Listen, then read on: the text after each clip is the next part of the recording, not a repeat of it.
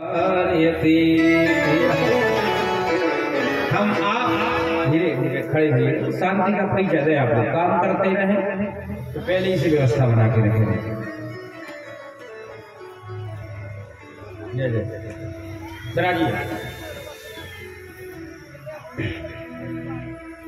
जित श्वासो जित संगो जितेन्द्रिया स्थलो भगवतो रूपो मंधार्यते धियः।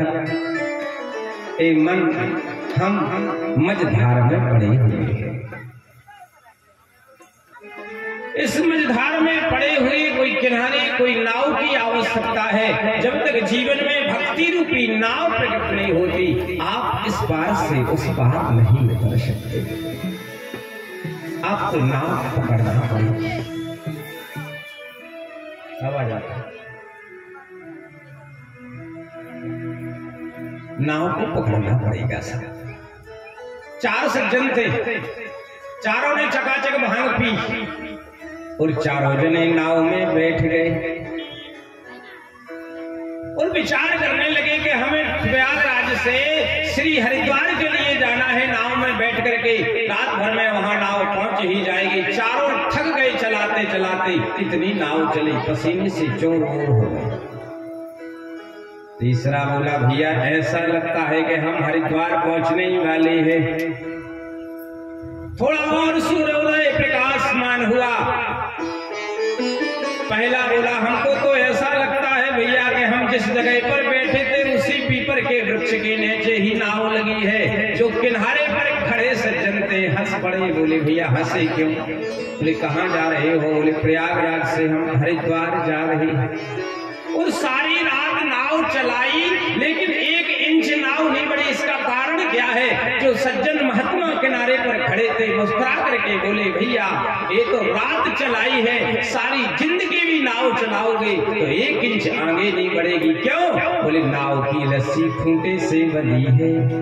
देखी होगी आपने नाव की रस्सी जो बंधी होती है, खूंटा गड़ा होता है, उस खूंटे से बंधी है। जब तक वह रस्सी नहीं छोड़ोगे भैया, नाव आगे को नहीं बढ़ेगी। यही हम आप नाव में बैठे तो हैं, नाव चला तो रहे हैं, परिवार चला तो रहे हैं, लेकिन परिवार में मोह रूपी रस्सी, काम रूपी रस्सी, क्रोध रूपी रस्सी, तामस रूपी रस्सी को बांधे हुए हैं। जब तक ये रस्सी बंधी रहेगी तब तक नाव आगे नहीं बढ़ेगी। साहब, इस रस्सियों को छोड़ना पड़ेगा। जित श्वास हो, लेकिन छोड़ोगे कब? जब संग होगा। जीवन में यदि संग अच्छा होगा भैया तो यात्रा बड़ी आनंदमय होती है। गए होंगे आप लोग यात्रा में।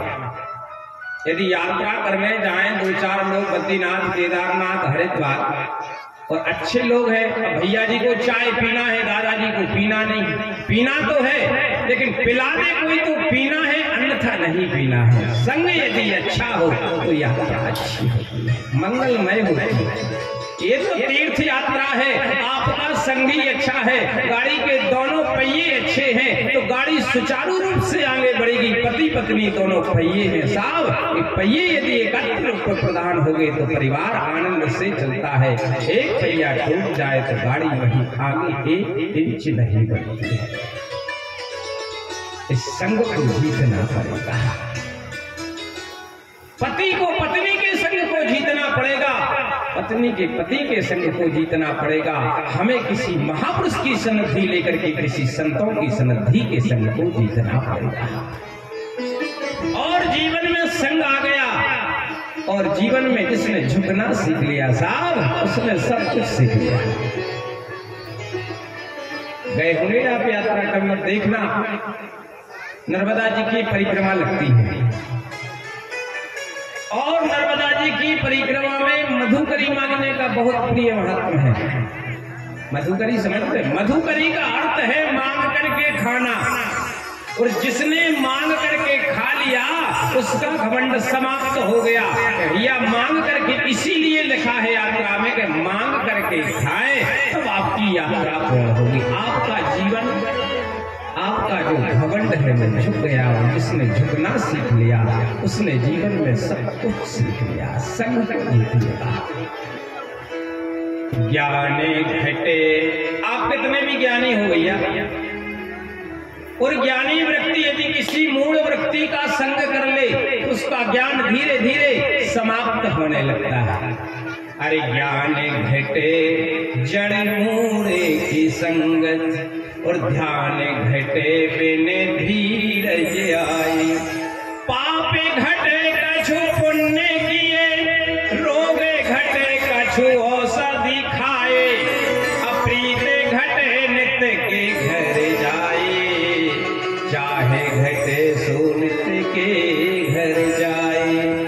नारी प्रसंग से जोरे घटे, नारी प्रसंग से जोरे घटे, और पापे घटे हरि के गुण गाए, पापे घटे हरि के गुण गाए। भैया कितने भी आप ज्ञानी हो, लेकिन यदि मूढ़ व्यक्ति का संग हो जाए तो धीरे धीरे आप भी मूढ़ता को प्राप्त हो जाएगी।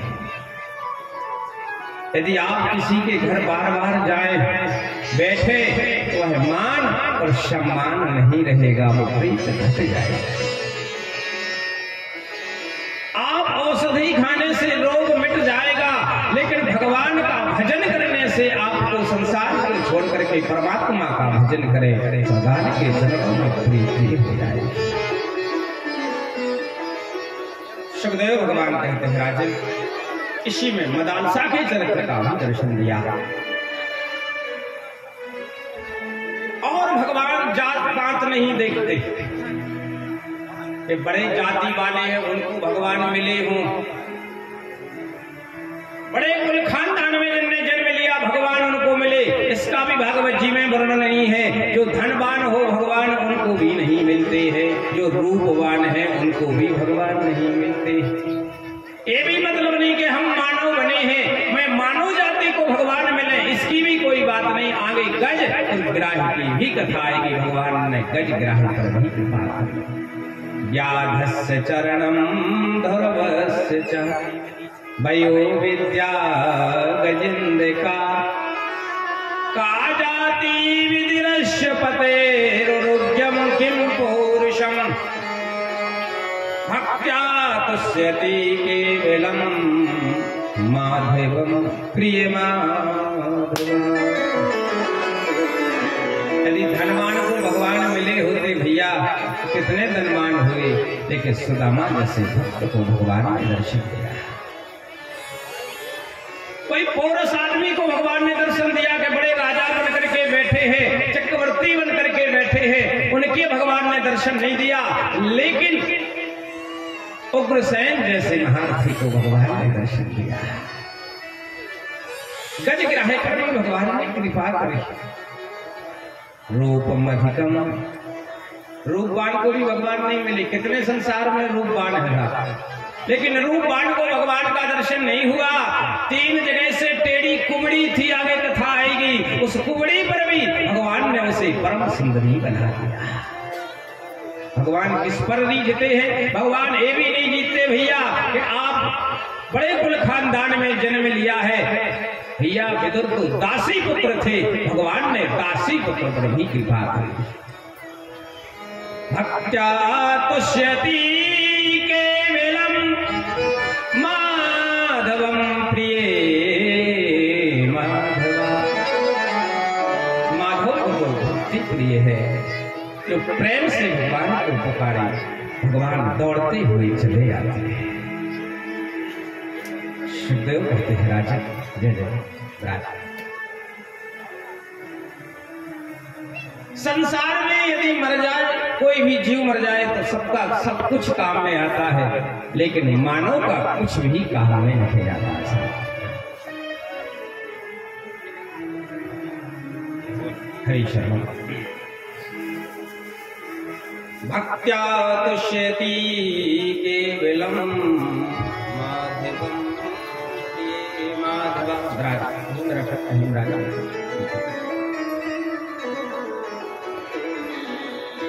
शीघ्र करिए।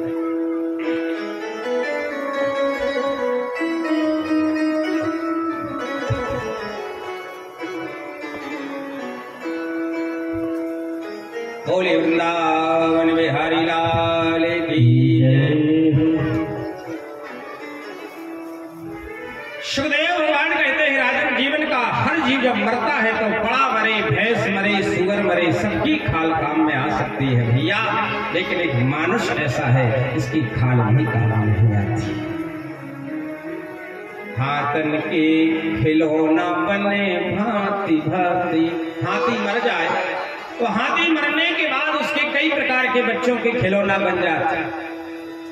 हाथी के दांतन के खिलौना बने भांति भांति।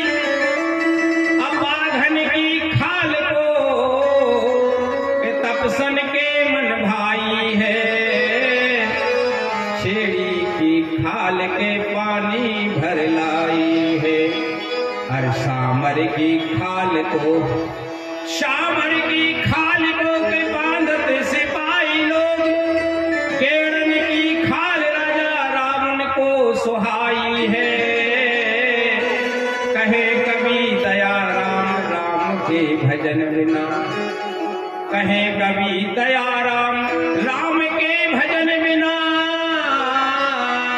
मानुष की खाल कछु काम नहीं आई है, मानुष की खाल कुछ काम में नहीं आई है। यदि आप जितना समय मिले इसमें भगवान का भजन भी करें। और गीता में तो भगवान ने इतना धन प्रदान कर दिया, पत्रम पुष्पम फलम तो